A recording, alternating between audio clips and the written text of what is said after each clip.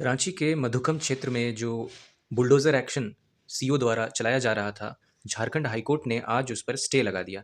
आइए देखते हैं जजमेंट में क्या कुछ हाईकोर्ट ने कहा है। ये रहा case Mahadev Rao versus state of Jharkhand, civil contempt 1010 of 2025। ये कंटेम्प्ट केस ऐसे तो 20 फरवरी 2026 को लिस्ट होना था, जैसे कि हमने पिछले वीडियो में भी देखा, पर इसे आज यानी कि 13 फरवरी को लिया जा रहा है, क्योंकि एक आईए डाला गया और मेंशनिंग करी गई, आईए नंबर 2413 ऑफ 2026।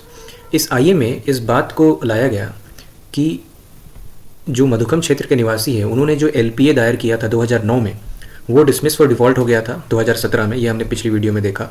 और उस एलपीए के रिस्टोरेशन के लिए एक सीएमपी फाइल किया गया जो 2017 में फाइल किया गया, और ये भी डिसमिस फॉर डिफ़ॉल्ट हो गया।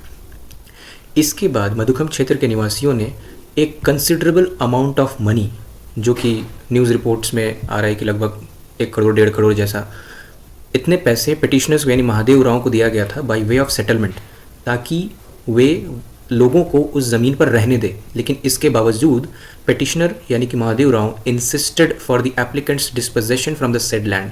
इसके बाद भी वो दखल दहानी के लिए कोर्ट में गए।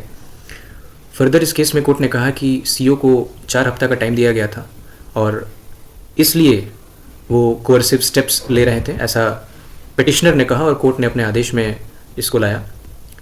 और एप्लीकेंट्स ने इन्हीं कंपेलिंग सर्कमस्टांसेस की वजह से यानी इन्हीं अर्जेंसी की वजह से ये आईए यानी इंटरलोक्यूटरी एप्लीकेशन डाला, ताकि जो सब्सिक्वेंट डेवलपमेंट्स हुए हैं उन्हें रिकॉर्ड पर लाया जा सके।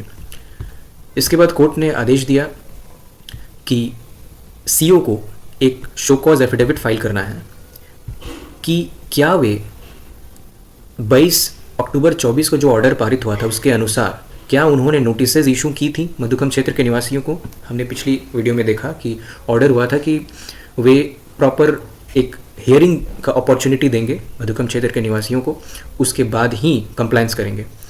और फिर फर्दर कोर्ट ने कहा कि यदि नोटिसेज इशू की गई थी तो क्या एप्लीकेंट्स को डॉक्यूमेंट्स प्रोड्यूस करने का अपॉर्चुनिटी दिया गया, और यह फैक्ट को उनके समक्ष रखने की अपॉर्चुनिटी दी गई कि वे जो एक considerable amount of money payment किए थे महादेव राव को, और क्या वे कुछ उन बातों को सुनने के बाद क्या सीओ ने कुछ ऑर्डर पास किया।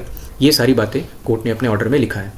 और लास्ट में कोर्ट ने कहा कि चूँकि ये मैटर अब इस कोर्ट में चल रहा है आईए नंबर 2413/26 के माध्यम से, कि एक नया फैक्ट जो लाया गया कि बहुत ही कंसिडरेबल अमाउंट ऑफ मनी, जो कि मीडिया रिपोर्ट्स में 1.5 करोड़ बताया जा रहा है, पिटिशनर्स को दी गई थी वहाँ के निवासियों के द्वारा।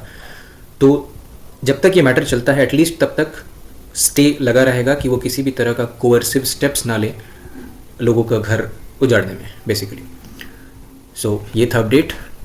पुनः सभी को शत शत प्रणाम।